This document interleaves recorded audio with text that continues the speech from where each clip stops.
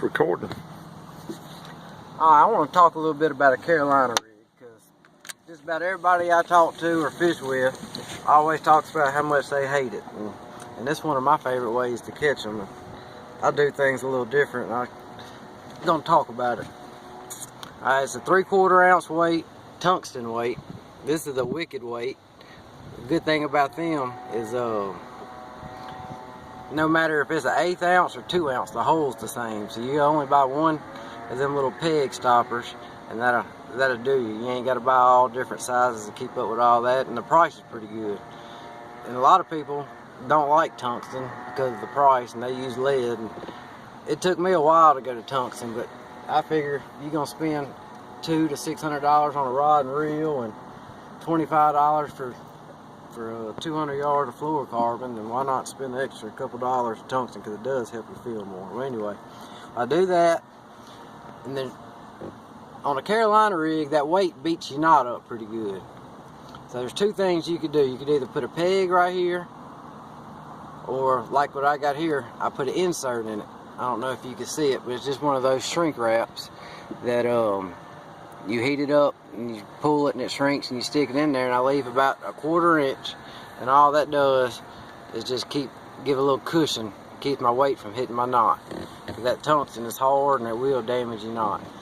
Another thing I do different, a lot of people do 2 to 3 foot leaders. I do 5 to 6. It makes your bait look a whole lot more natural going through the water. It's just a regular offset hook. I've tried EWGs, all that. This seems to work the best to me.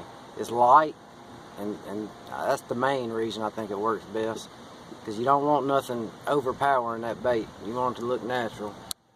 I got 15-pound monofilament for a leader. That's important, because it floats. It's not going to make your bait just float up like a cork. It's just going to give it a lot more natural look.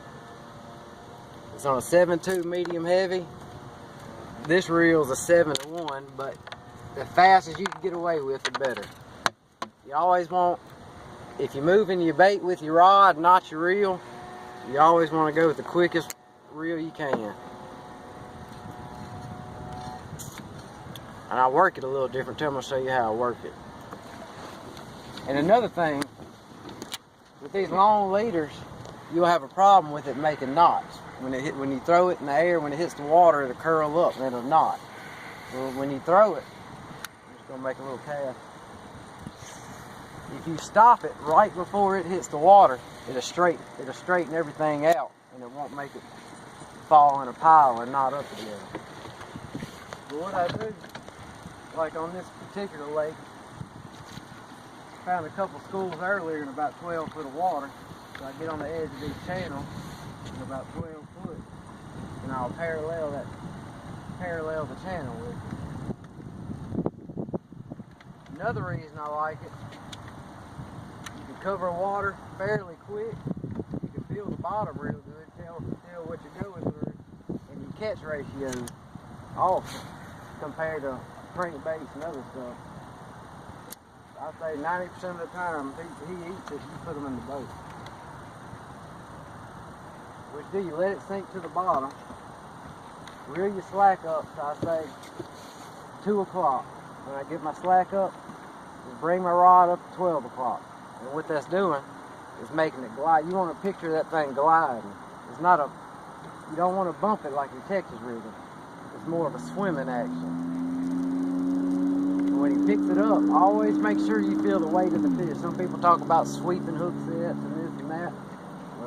You ain't got to do all that. As long as you feel the weight of the fish, and you got straight contact from your rod tip to the fish, then you just reel down in dirt. It's just real important to make sure you feel the weight of the fish first.